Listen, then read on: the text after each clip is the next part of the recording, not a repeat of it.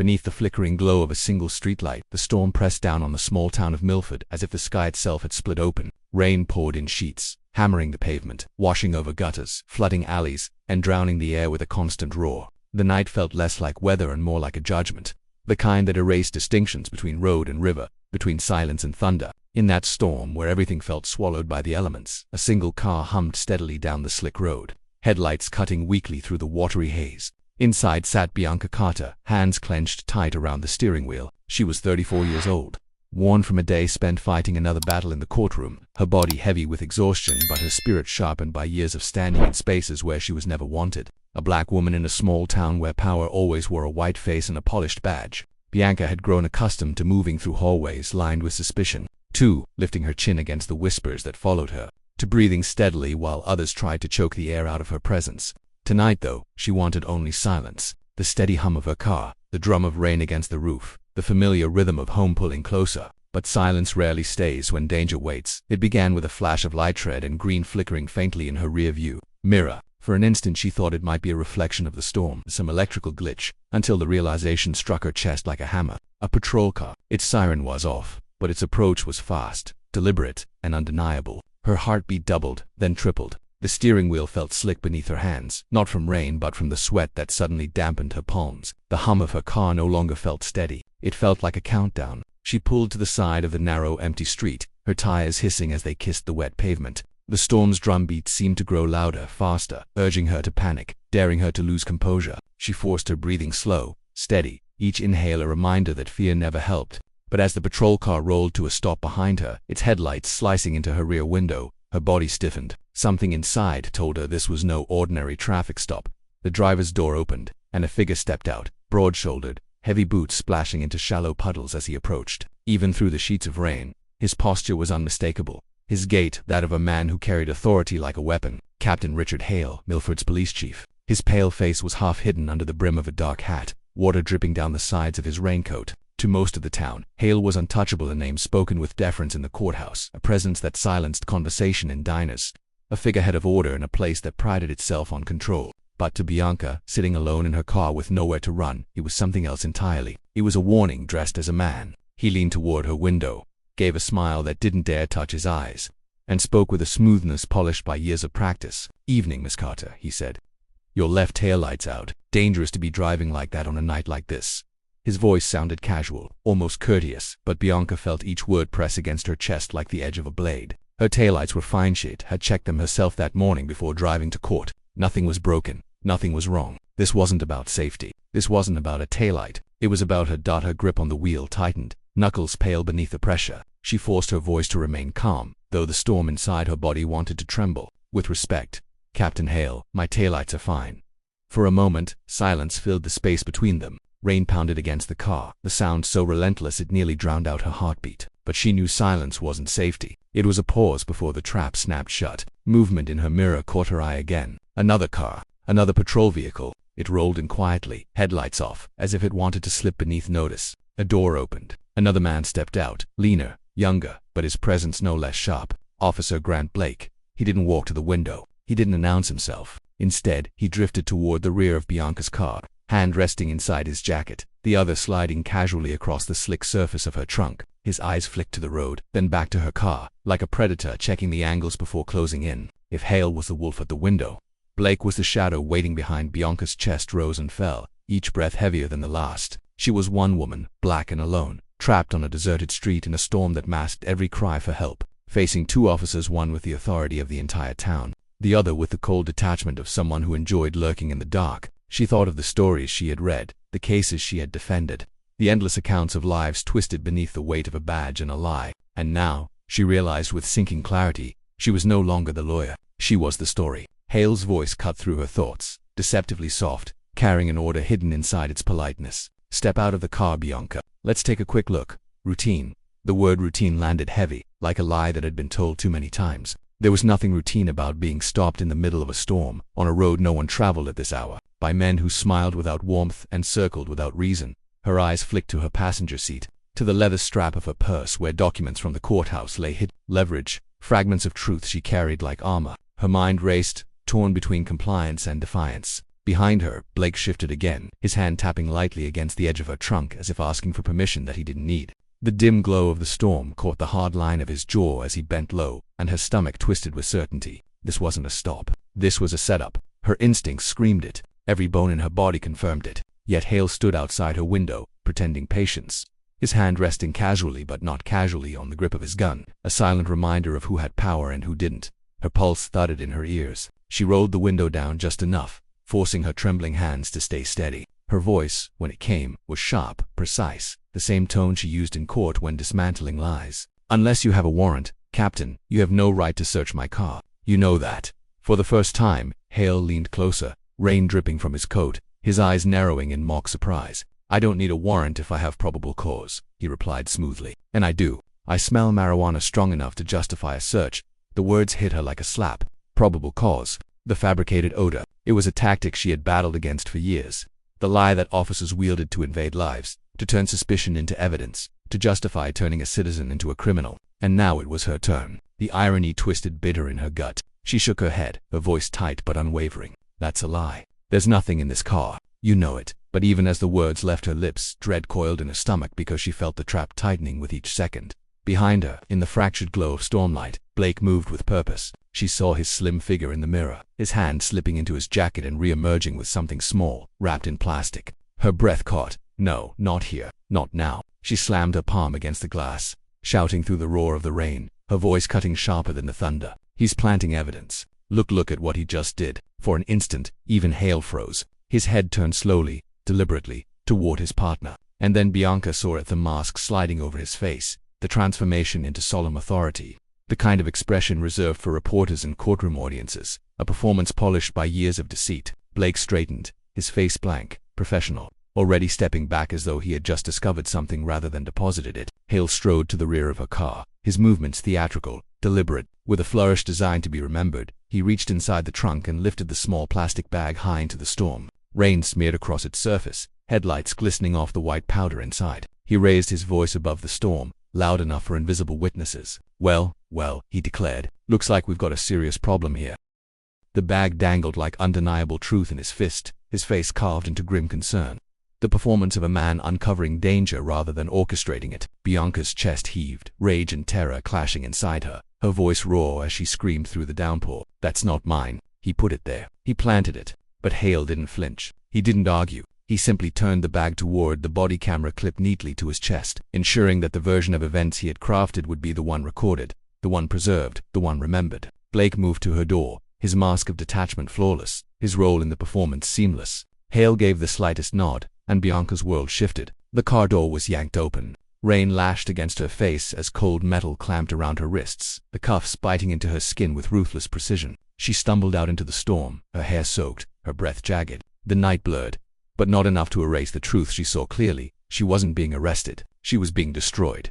Hale stood tall, the bag in his hand raised like a trophy, his posture the embodiment of a savior uncovering corruption. To any camera, to any passerby, to any headline that followed, he would be the hero, and she would be the villain. The metallic click of the cuffs echoed louder than the thunder, reverberating through her bones. It was the sound of a cage closing, the sound of a system weaponized against her. In that moment, soaked and shackled in the storm, Bianca Carter, the lawyer, the fighter, the daughter of a detective who once chased truth, found herself on the edge of becoming the very thing she had defended others against, a victim of a lie written in the ink of power. The storm raged on around them, but nothing outside could drown the truth she knew inside. This wasn't the end. This was only the beginning of a war she hadn't chosen, but one she would have to fight. And though the cuffs cut into her skin and the rain blinded her eyes, fury burned hotter than fear. Because Bianca Carter wasn't built to surrender. Not to men like this. Not tonight. Not ever. The storm had ended by morning, but its aftermath clung to Milford like an unwanted memory. The streets were washed clean, the gutters swollen with last night's water, the air damp with the scent of wet asphalt and old earth. For most of the town, life moved forward, pretending nothing unusual had happened. But for Bianca Carter, the storm had followed her into the walls of the county jail. Its echoes still lived in her chest, in the raw skin around her wrists where the cuffs had bitten deep, in the images replaying endlessly in her mind, the planted bag of powder, Hale's polished performance, the cold indifference in Blake's eyes. The newspapers struck first, before she even had a chance to sleep. By sunrise, her name was already dragged across every headline, printed in letters so large they seemed designed to bruise. Defense attorney arrested with 3 kilos of cocaine. The words screamed from folded copies left on cafe counters, blinked from television screens mounted in diners, and flashed across the endless scroll of phones. Overnight, Bianca's reputation had been shredded, transformed from respected courtroom fighter into a spectacle for strangers to gawk at. On the courthouse steps, Captain Richard Hale stood at the center of it all. His uniform was pressed to perfection, his chin tilted slightly upward, his voice resonant with the kind of gravitas reporters craved. Cameras flashed like lightning, microphones jutted forward, and Hale gave them exactly what they wanted. "We cannot allow drugs to flood our streets," he declared, holding up the very bag he had planted. "Last night, our department prevented 3 kilos of poison from reaching the families of Milford. We will not tolerate crime, no matter who commits it." He spoke with a tone rehearsed, polished, designed to be replayed on evening broadcasts. Reporters scribbled, nodded, even clapped. They didn't see the truth. They saw only the image of a hero in uniform, and that image burned deep into the town's memory, while the truth, a brutal, ugly truth, remained chained in the shadows. Inside the jail, Bianca sat in a cell that smelled of iron and mildew, the cold metal walls pressing in on her from every side. Her clothes were still damp from the storm, clinging to her skin, and her wrists throbbed with every small movement. When the guard slammed the door shut behind her, the clang echoed like a verdict. She was no longer the lawyer commanding the courtroom. She was an inmate, stripped of dignity, waiting for a system eager to devour her.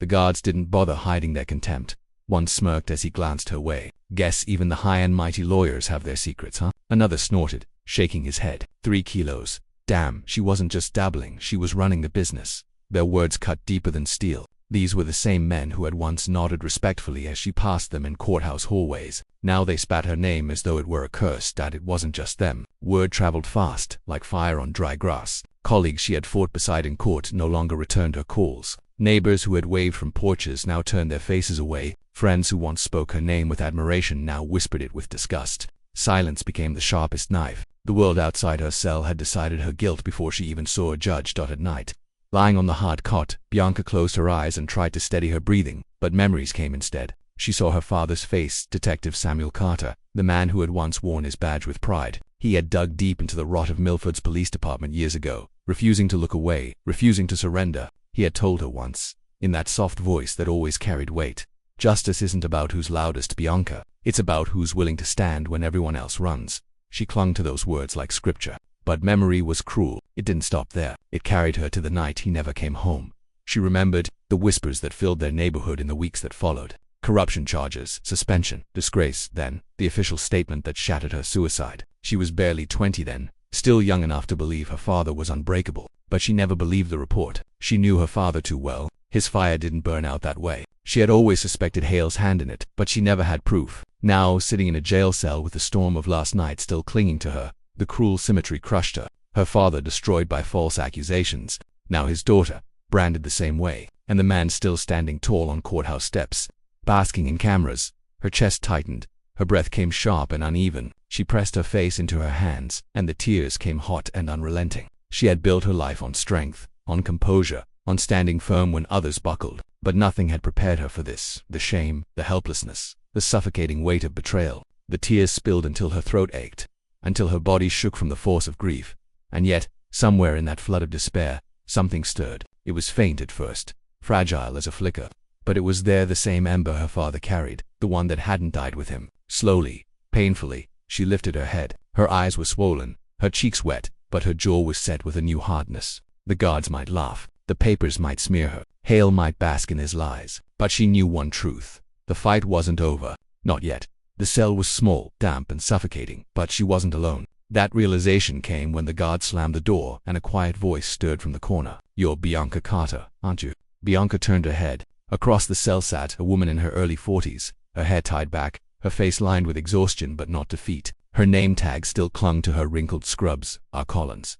The woman noticed Bianca's glance and offered the faintest smile. "Renee," she said softly. "Renee Collins. I used to be a nurse, until Hale destroyed my life." To Bianca's chest tightened, curiosity breaking through her grief. "What do you mean?" she asked. Renee gave a bitter laugh that never reached her eyes. 2 years ago, she began, "I testified against a police officer who beat a young black boy in the ER. I told the truth." Hale said, "I perjured myself. Next thing I knew, drugs appeared in my locker. 30 years in prison. My license gone. My family stopped calling. All because I stood in his way." Her voice was flat, matter-of-fact, the voice of someone who had told this story too many times. each retelling another scar. The words sank deep into Bianca's bones. She blinked hard, fighting the sting of new tears. She wasn't alone. This wasn't chance. This was a pattern. Hale had done it before. He had weaponized the same lie, the same performance, to destroy others who dared to stand against him. Bianca's voice cracked when she admitted, "I thought I was the only one. But now it feels like history repeating itself. My father, Detective Samuel Carter, he tried to bring Hale down years ago. They called him corrupt, said he took bribes. A month later, they said he put a gun in his mouth. But I never believed it." He was silenced. And now me, too. For a moment, the cell was silent except for the drip of water from a leaking pipe. Renee moved closer, her eyes steady, her presence grounding. "Listen to me," she said firmly. "If Hale is hunting you, it's not because you're weak. It's because you carry something he can't control. He doesn't risk this much unless he's afraid." Bianca met her gaze. Fear. She hadn't thought of it that way. She had only seen her own downfall, the headlines that smeared her name, the colleagues who turned away, the suffocating betrayal. But what if this wasn't about her weakness? What if it was about her strength? The thought shifted something inside her. The cell felt less suffocating. She whispered, "If I give up, then my father died for nothing. Everything he tried to expose, everything he risked, it ends with me buried in here." Her voice trembled, but beneath it was steel. Renee reached out, resting her hand lightly over Bianca's. "Then don't give up. Don't give him that victory. You survived the storm last night for a reason." For the first time since her arrest, Bianca felt her breathing deepen. The hopelessness that had pressed down on her chest shifted, making room for something else, something sharper, alive. She straightened her back, her voice steadier. "You're right. He came after me because he knows I can hurt him. That's why he planted the drugs. That's why he parades me like a trophy. He wants me silenced before I can speak." Renee's eyes burned with the fire of her own scars. "Then speak louder," she said. "Make him regret the day he touched your life." Silence fell again, but it wasn't heavy anymore. It was charged, alive, waiting. The dripping pipes no longer sounded like chains tightening. They sounded like a metronome, keeping rhythm for what was to come. Bianca lay back on the cot, her eyes fixed on the faint slice of moonlight cutting through the barred window. The darkness around her was still thick, still unforgiving, but for the first time she didn't feel swallowed by it. She was waiting for her chance to strike back. The days inside the county jail blurred together, each one stitched with the same metallic clang of doors, the same hollow shuffle of footsteps, the same stale smell of mildew and disinfectant. Time bent in strange ways, stretching thin in the daylight and collapsing fast when night brought silence. But beneath that surface monotony, something was shifting. Bianca Carter could feel it, not in the rhythm of guards or the routine of meals, but in the current that ran through her veins, in the new awareness that she was not alone. She had Renee Collins now, a woman who had already been broken once by Captain Richard Hale and yet carried the strength of survival in her every word. In Renee's story, Bianca saw her own reflection, another life warped by the same hands, another voice silenced by the same power. And for the first time since the cuffs had snapped shut on her wrists, she realized this wasn't an isolated war. It was a pattern, a system, a machine built to crush anyone who dared to resist. It was that realization that hardened her, that turned her despair into fire. And fire attracts others who burn for truth. A few days after her arrest, Bianca sat in the visitation room, her wrists still sore where metal had kissed bone, her back straight despite the fluorescent lights buzzing like a bad omen overhead. The room smelled of cheap coffee and desperation. Voices rising and falling in fractured conversations across metal tables bolted to the floor. When the guard opened the door, she expected another jeering reporter or maybe a distant acquaintance come to gawk. But instead, a woman walked in who carried no badge and needed no introduction. Short auburn hair, eyes sharp as flint, a presence that radiated persistence. Claire Ford. Bianca had seen her name before, an investigator who had never been content to look the other way. A woman who had chased stories others called impossible. She slid into the seat across from Bianca without hesitation, her elbows resting on the table, her gaze unflinching. There was no pity in her eyes, no softness, only a kind of steady determination. Bianca's voice was low but steady as she greeted her. "Claire Ford." Claire leaned forward, her tone quiet but cutting through the room like a blade. "We've been on Hale for years. Your arrest isn't random. It's the missing piece, the final thread we needed." The words landed heavy. For years, Bianca's silence held more power than any argument. Years of whispers, years of cases swept away, years of victims branded liars or criminals. And now Claire was saying it outright. Her father hadn't been crazy, and neither had she. The shift in Bianca's chest was almost physical, as if hope and terror were wrestling for the right to breathe. Claire watched the change in her eyes and allowed herself the faintest nod. "Hold on," she said softly. "This isn't over. Not for you, not for him." When the visit ended, Bianca walked back to her cell with her pulse steady, carrying not proof but something almost as powerful, a promise. Miles away, another Carter carried the weight of that promise. Leah Carter, Bianca's younger sister, had always been the quiet one. If Bianca was the storm in the courtroom, Leah was the steady wind. quieter but just as relentless. She drove alone down a road that remembered more summers than people, toward the cabin their father had loved, tucked at the edge of a lake and surrounded by trees that whispered secrets in the wind. The cabin was old, its porch moaning under her weight, its air stale with dust and time. But to Leah, it wasn't just a building. It was a vault of memory, a place where Samuel Carter had once walked, where his boots had thudded against the wooden boards, where his laughter had competed with the sound of rain on the roof. She searched carefully, not with panic but with the patience of someone who had learned from him that answers often lived in overlooked corners. The smell of cedar and pine oil filled her nose, and with it came a memory. Her father in his flannel shirt, the storm outside tapping on the tin roof, his voice low as he told her, "If anything ever happens to me, trust the work, not the rumors." His sideways smile had sealed the promise. And now, years later, his words led her deeper into the cabin. Her foot snagged on something half buried beneath a sagging shelf. She knelt, heart hammering, and pulled free a small steel box, its lid stiff with years of dust. It resisted her at first, then yielded with a sharp metallic sigh. Inside, time had been waiting. A flash drive, a stack of handwritten notes, the loops and slants of her father's handwriting unmistakable, and a sealed envelope thick enough to make her hands shake. She slit it carefully, and the words on the first page stole her breath. Federal warrant. The date was old, but the sting was fresh. And there, on the list of targets, was a name she had grown to despise. Captain Richard Hale. Leah slid down against the wall, the paper crinkling against her chest as she clutched it close. The truth hadn't been lost after all. It had been waiting, preserved by her father's stubborn refusal to let it vanish. She whispered into the empty room, voice trembling, "Daddy, you kept it safe that evening." Leah carried the box into a narrow office cluttered with file boxes and the sour smell of burnt coffee. Claire Ford was waiting. Together, they laid the contents bare beneath the harsh light of a desk lamp. Claire plugged in the flash drive, and the screen bloomed with numbers that told a story of greed: bank records, wire transfers, offshore accounts, names designed to blur, dates too precise to be coincidence. Every time Hale staged a victory, every time cameras caught him lifting a bag of contraband like a hero, a deposit winked into a hidden account overseas. Claire tapped the warrant with her knuckle, her voice hard. "Sealed, never served." They buried the case, not the evidence. But legally, this can be reactivated. More importantly, it proves federal eyes were already on him. This isn't rumor, Leah. It's a paper trail with teeth. We can use this to force a judge to listen. Leah's throat tightened. So Dad wasn't keeping secrets from us. He was keeping proof safe. Exactly. Claire's tone was like steel striking flint. Your father was closing in. Someone slammed the door on him. Now we're opening it again. They worked in rhythm, their movements efficient, fueled by something larger than themselves. Claire photographed each page, logged every note, mirrored the flash drive twice. Leah read and reread her father's handwriting until the letters steadied her breathing, until she felt his presence in every warning, in every name he had scribbled down. There were patterns, connection streets where raids always happened before elections, officers who rose suspiciously fast as others fell, details invisible to the public but damning to anyone who looked closely. Claire slid a ledger across the desk, pointing to an entry. This transfer hits 48 hours after the arrest of a community organizer who'd sued the department. And this one same week, a nurse gets charged at the hospital. Renee Collins. Leah's jaw tightened. The story no longer a line but a net that had caught countless lives. "What do we do first?" she asked. "We protect the evidence," Claire said firmly. "2 encrypted backups go out tonight. 1 to a federal prosecutor I trust, 1 to a judge who hates being lied to. We keep the originals, and we prepare to show a courtroom something it can't unsee." Leah nodded, clutching the warrant as if it might try to slip from her hands. Claire's voice softened. "When Bianca hears this, she needs to know. Hope is a kind of oxygen, especially in a cell."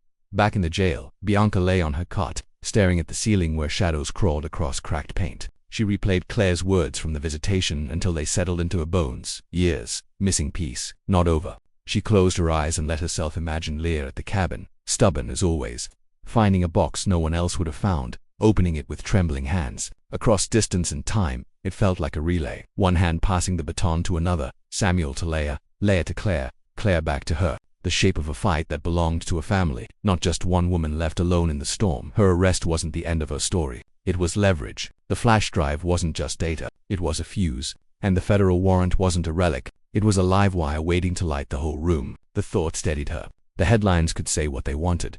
The guards could smirk, Hale could smile for cameras. Somewhere beyond these walls, her father's work was waking up. The Carter name had been buried once, but not again. Not this time by morning. The storm outside had long passed, but the war it unleashed was only beginning. The town still saw Hale as the cure, not the disease. But the truth had found its keepers. Leah clutching the warrant, Claire weaving the paper trail into armor, Bianca breathing in defiance behind bars. They weren't just surviving, they were preparing. The machine Hale had built thrived on silence, on people turning their heads away. But silence was breaking, and once broken, it could never be mended. The days that followed were filled with whispers, silences that spoke louder than words, and shadows that moved just beyond the edge of sight. Bianca Carter remained behind bars, her body confined but her spirit beginning to sharpen into something unbreakable. Outside those iron walls, her sister Leah and the investigator Claire Ford carried the flame forward, and the closer they drew to Richard Hale's secrets, the more dangerous the path became. Because men like Hale did not sleep when threatened, they struck back, fast and merciless. Cloaking violence in procedure and corruption in official signatures, it began with the warehouse. A corrugated structure near the river, its paint long since peeled, its windows darkened by dust and neglect. To the casual eye it looked abandoned, another forgotten relic of a town that liked to hide its rot in plain sight. But Claire had tracked whispers here before, rumors of quiet exchanges, of bags that arrived full of poison and left emptied into pockets. Tonight, she brought Leah with her, the two women slipping from their battered sedan into the cover of shadows. The air was sharp with cold, and the sodium lamp over the loading dock buzzed faintly. Throwing a sickly cone of yellow onto the cracked pavement, Claire adjusted the tiny camera clipped inside her jacket, then handed Leah a set of earbuds. Her voice was low, precise. "If someone says your name, we walk. If they say mine, we run." Leah swallowed, her jaw tightening, then nodded. "We get plates, faces, hands, envelopes, everything that breathes," she whispered. Claire's mouth flicked into the faintest smile. Exactly, they moved with the patience of predators, never too fast, never too slow, each step deliberate. From behind a stack of pallets, Leah raised the camera just enough to frame the man stepping out of a sleek black SUV. Richard Hale, not in uniform tonight, no polished badge, no staged gravitas, just a man in an expensive coat, flanked by two officers whose faces Leah recognized from old clippings. Another man appeared from the shadows, carrying a heavy duffel. The exchange began without ceremony. No handshakes, no conversation, just quiet efficiency, as if they'd done this 100 times before. Hale unzipped the duffel, peeled it open, and lifted out a handful of thick envelopes, the kind that weighed more than paper should. He didn't smile. Men like him didn't smile during transactions. They saved their smiles for press conferences. "Got it," Leah breathed, her voice fogging in the night air. Claire's camera caught every detail, the license plates of waiting cars, the distinguishing bumper sticker on one, the face of a man turning just enough to be recognized. The pattern was unfolding in real time, and then headlights swung wide across the dock. For a fraction of a second, the beam washed over the pallets where Leah crouched. A man on the dock shaded his eyes, peered past the glare, and pointed. "North fence," someone shouted. Claire didn't hesitate. "Walk," she hissed through her teeth. Now they moved fast enough to leave, but slow enough not to scream panic. For 3 steps it worked. Then the shout rose louder, and boots pounded on concrete. "Go," Claire snapped. They broke into a run. Leah's lungs burned as they darted behind a dumpster, slid along a chain-link fence, and burst into the alley. Footsteps thundered behind them. A hand grabbed Leah's backpack strap, yanking hard.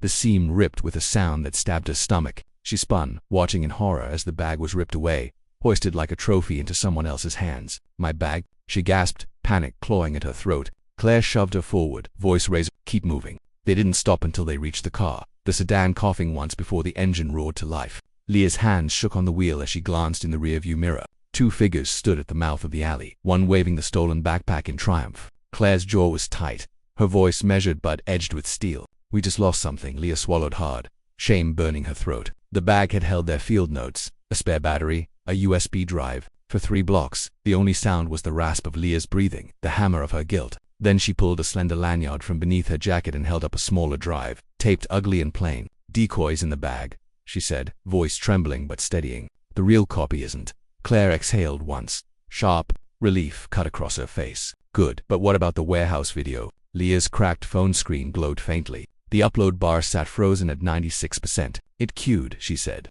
"As soon as we hit service," a soft chime interrupted her. The bar flashed green, mirrored to 2 remote vaults. Leah sagged in her seat, tears stinging her eyes. Claire allowed herself half a smile. "Your father would be proud of your paranoia." Leah huffed out a laugh that was half sob. "Yours taught me most of it." They didn't stop driving until the warehouse was 2 neighborhoods behind them, until they parked under a dying streetlight that flickered like an old memory. Claire opened her laptop, checked the pen camera's cache, and confirmed what Leah had hoped. Plates, faces, and Hale himself, all preserved. Leah pulled the lanyard drive off her neck, sealed it in a fireproof pouch and tucked it beneath a spare tire in the trunk. Claire nodded approvingly. "Redundancy," she murmured. "If they think they won, they get sloppy." Leah stared at the empty passenger seat where her backpack should have been. For a moment, the fear threatened to drown her. Losing that bag had felt like losing everything. But now, as the night pressed around them, she realized something vital. Back at the warehouse, those men were celebrating with the wrong bag, and sometimes a false victory was the fastest way to a downfall. But while Leah and Claire bought themselves breathing room, Hale was not idle. In his office, blinds drawn tight against the dawn, he stared at the reflection of himself in the dark glass. His voice was low, muttered almost to the silence. "Anyone who touches me pays." Officer Blake stood at attention by the file cabinet, his hands behind his back, his face unreadable. Hale didn't raise his voice. He didn't need to. Find the leak, make it hurt. Inside the jail, Bianca felt that hurt approach long before it struck. She was in the cafeteria line, a metal tray in her hands, when a woman she didn't recognize stepped across her path. Her chin was high, her eyes cold. "Big shot lawyer," she sneered, loud enough for others to hear. "You don't belong here. Prove it." Bianca tried to move past, her heart thudding hard in her chest. But the woman's shoulder slammed into hers, sharp and deliberate. The tray tilted, metal clattering, food splattering across the concrete. The cafeteria erupted in laughter, the sound jagged as broken glass. The woman lunged again, faster this time. But before impact, a figure slid between them. Renee, her stance was solid, her voice cutting through the noise. "Pick on someone who didn't save your tail last month." The other woman faltered, her bravado deflating. A guard strolled over at last, shrugged at the mess, and walked away. Message delivered.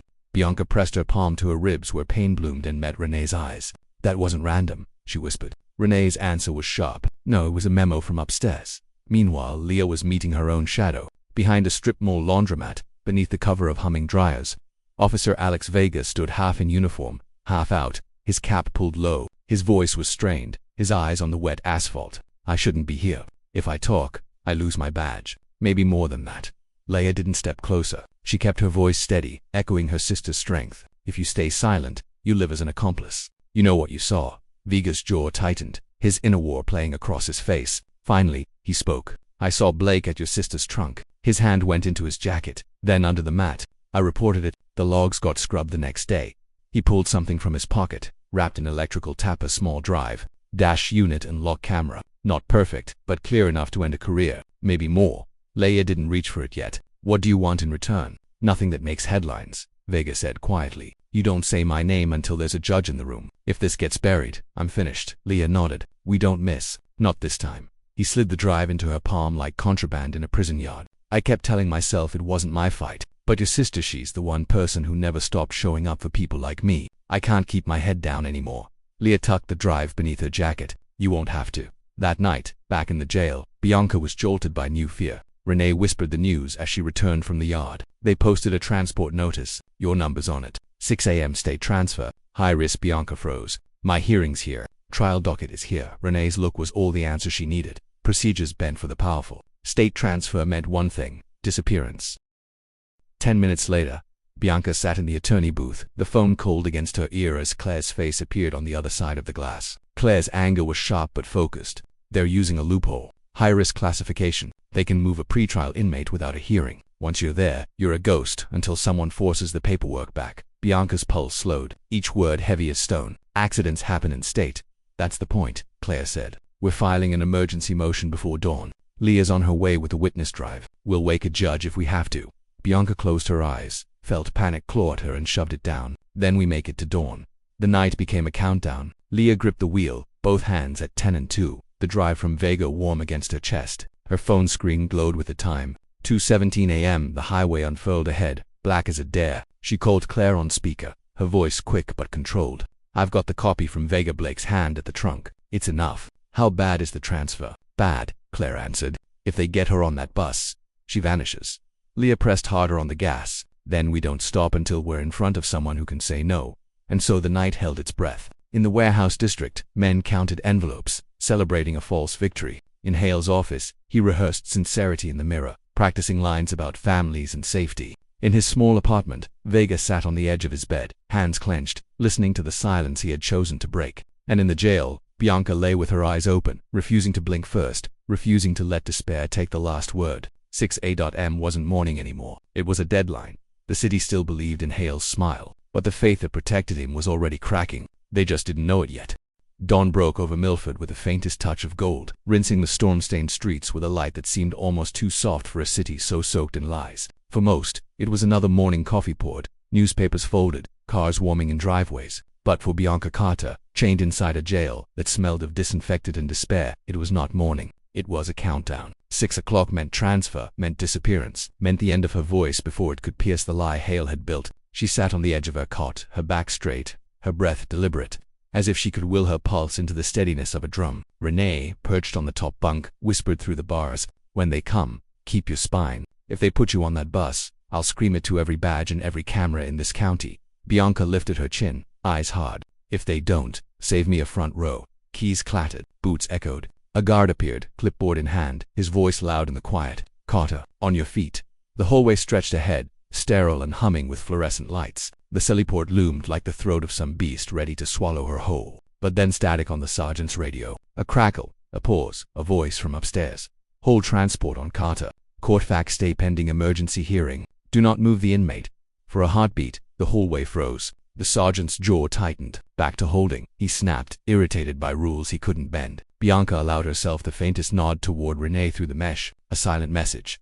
"Front row. At the courthouse." A clerk slid stamped packets across a counter. Claire Ford accepted them without flourish, her voice precise. "Emergency stay granted. Immediate hearing set. We serve the sheriff and the department now." Leah was already in motion, her phone pressed to her ear as she strode into the hall. "Miss Khan, press pool only. 9 a.m., courtroom 3. Evidence will be displayed in open session. Video and a federal warrant naming Hale. Yes, you'll want cameras." She ended the call and clutched the leather portfolio to her chest, her father's warrant sealed inside. For a brief moment, she felt 12 again, hearing rain on a tin roof, feeling his palm rest heavy and reassuring on her head. But she was 30 now, her voice sharpened by storms of her own. She asked Claire, "How long until they try something else?" Claire's eyes were steel. "As long as it takes us to get louder, so we don't stop."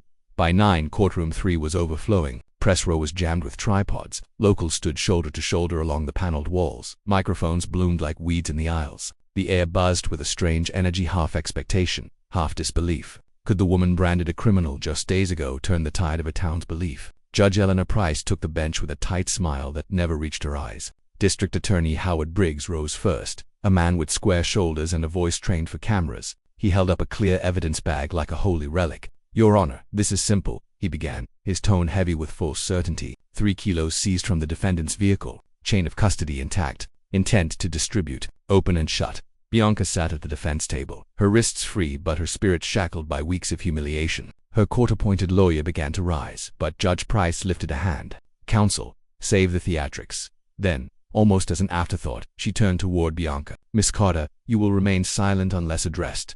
But Bianca stood anyway. The room stilled, as if the storm outside had returned to hold its breath. Her voice was calm, deliberate, sharp enough to slice the air. "I'll speak for myself, Your Honor. The truth doesn't need theatrics." A ripple moved through the room. Press leaning forward, locals exchanging glances. Price's mouth tightened. "You have 2 minutes." Bianca didn't turn to the cameras. She turned to the empty jury box, to the space where truth was meant to live. What happened on that road wasn't a discovery. It was a performance, and performances leave fingerprints. From the second row, Leah slid a small drive into Claire's hand. Claire walked it forward, her movements steady, as if she carried something alive. She handed it to the clerk, who carried it to the judge. With a nod, a screen descended with a mechanical sigh. The lights dimmed. The video began. The frame snapped into focus, rain hammering down, headlights washing over Bianca's Honda. Officer Blake leaned into the shot, his hand dipping into his jacket, then sliding under the trunk mat. A quick tuck, a step back, the lid closing. Gasps rippled through the courtroom. One voice from press row whispered, "Oh my God," loud enough for microphones to catch. Briggs lurched to his feet. Objection, but no words came. Judge Price frowned at the screen, her script cracking. Captain Hale, standing stiff near the aisle, set his jaw. His voice was louder than the storm outside. "That's doctored. I've kept this city safe for 20 years. Bianca didn't look at him. Her voice was steady as she cut across his denial. "Captain, you forgot something." She reached into the leather portfolio and lifted the sealed packet. The title stamped across it like a verdict, federal warrant. Claire handed it to the clerk, who carried it to Judge Price. Price read the caption, then the name, Richard Hale. Something small shifted in her face, a flicker of recognition, of unease. Claire's voice carried clear and unyielding. "Filed under seal, never served. Federal interest in Captain Richard Hale, predating Miss Carter's arrest." Cameras clicked furiously. Sweat broke across Hale's forehead. Briggs tried again, his voice thinner this time. "We object to the truth," Bianca asked, her tone calm, almost gentle. The back door opened. A deputy ushered in a woman in orange prison scrubs, Renee Collins. She took the oath with steady hands, her voice carrying through the room like a lifeline. "I was accused of stealing narcotics from the hospital," she began. "Evidence appeared that didn't exist the day before. The man who signed the report was Captain Hale." Briggs sputtered. "Anecdote." "Your Honor," Renee cut him off, her eyes locked on the judge. "It's not an anecdote, it's a pattern. Mine wasn't the only life he broke." The silence that followed was thick, alive, charged. On the screen, Blake's hand hovered forever beneath the trunk mat. In Judge Price's hands, the warrant weighed more than paper. In the second row, Leah's knuckles whitened around nothing at all. Bianca let the silence stretch until it became unbearable. Then she spoke, not loud but final. "This is not about a bag. It's about a badge used as a weapon. The video shows the act, Miss Collins shows the method. The warrant shows the history." Judge Price looked from the screen to the packet to hail her voice. When it came was steel. "The court stays all proceedings against Miss Carter pending referral to federal authorities. The evidence regarding Captain Hale is preserved and transmitted. Captain, you will remain available to this court." The courtroom erupted. A murmured wave swelled into a roar. Briggs collapsed into his chair. Hale tried to stand taller, but every inch he gained made him look smaller. Three things hung in the air like verdicts already spoken: a video no one could unsee, a witness who refused to vanish, and a federal watcher with teeth. And then the moment came. The gavel had not yet fallen when federal agents stepped forward. The click of handcuffs echoed, this time not on Bianca's wrists but on Hale's. Gasps turned to cheers. Reporters surged, cameras flashing like fireworks. Headlines were already writing themselves.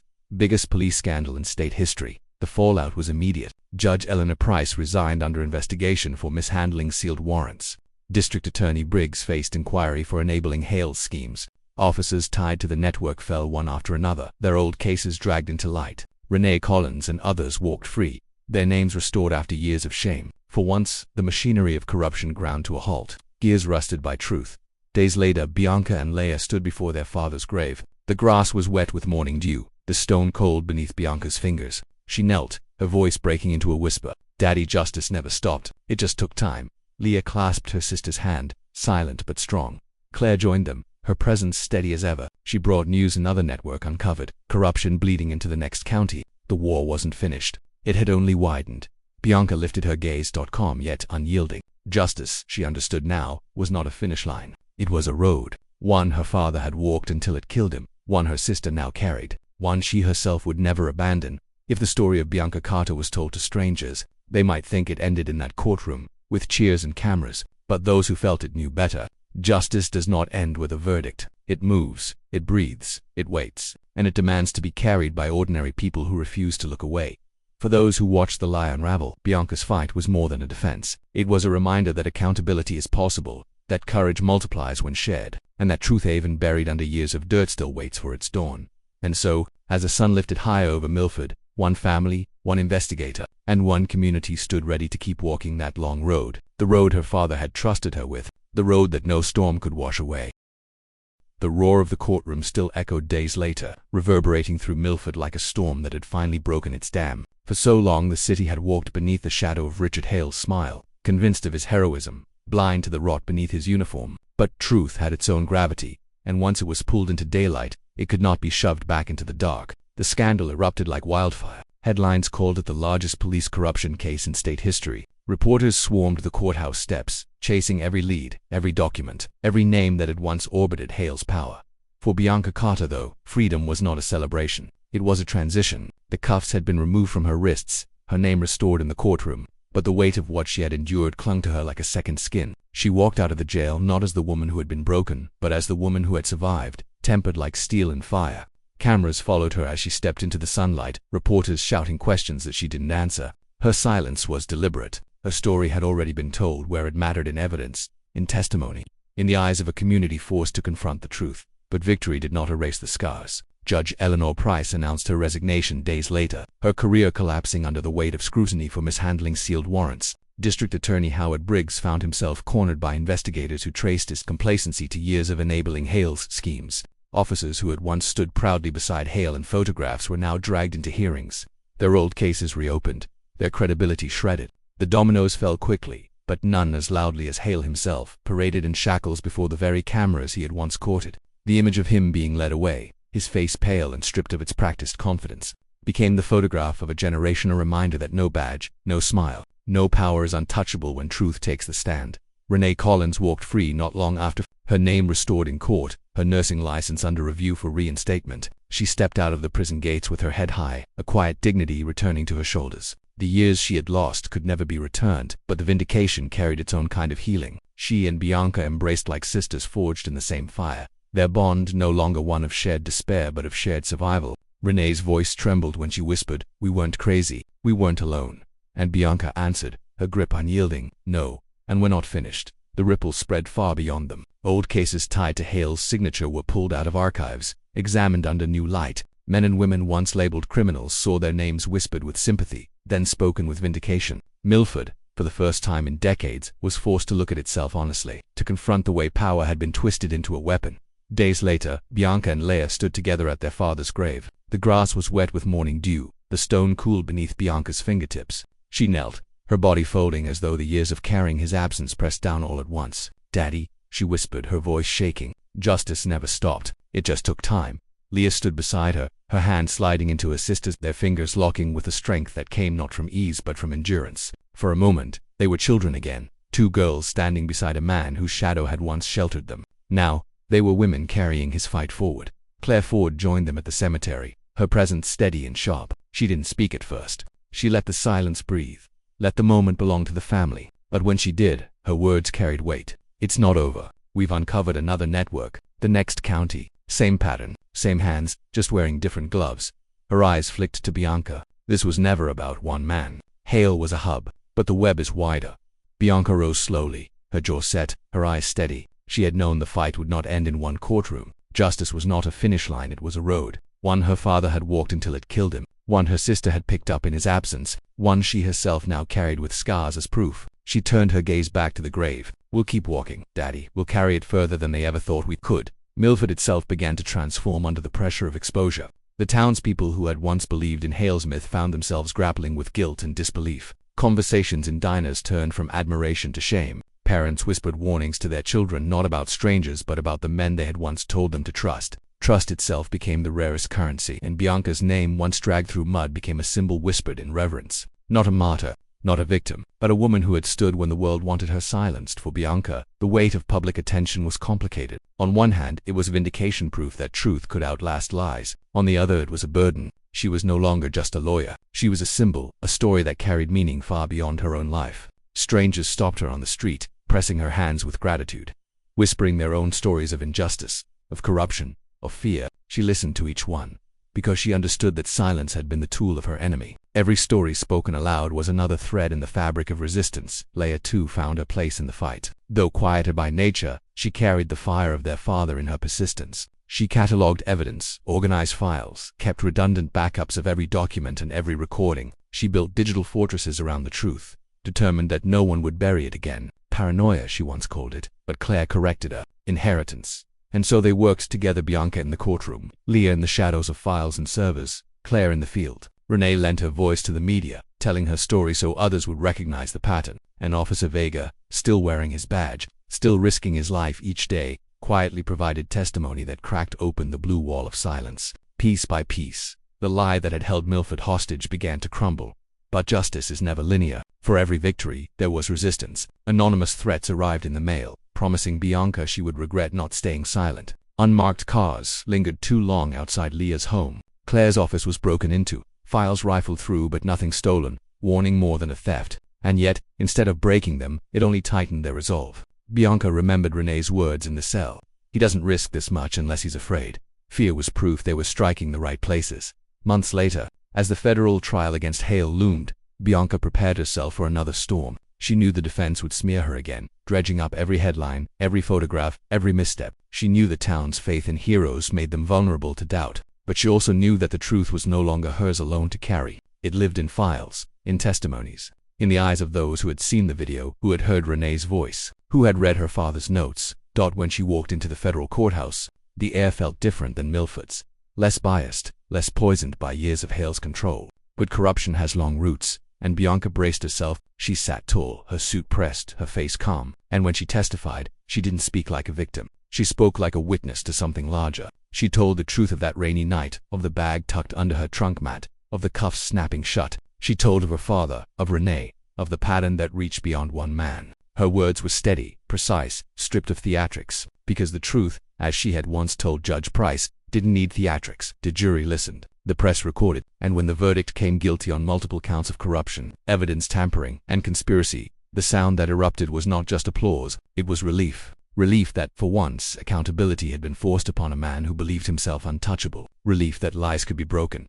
Bianca stood outside the courthouse afterward, microphones crowding around her, cameras flashing like a second storm. She raised her chin, her voice carrying over the chaos. This isn't about me. This is about every person who has ever been silenced, every family broken by a lie, every truth varied by power. Today proves one thing. Justice takes time, but it does not die. The crowd erupted in applause, but Bianca's eyes, steady and calm, lifted past the cameras to the horizon, because she knew the road was not ending here. Justice wasn't the finish line. It was a road that stretched on, winding and unforgiving, and she had chosen to walk it.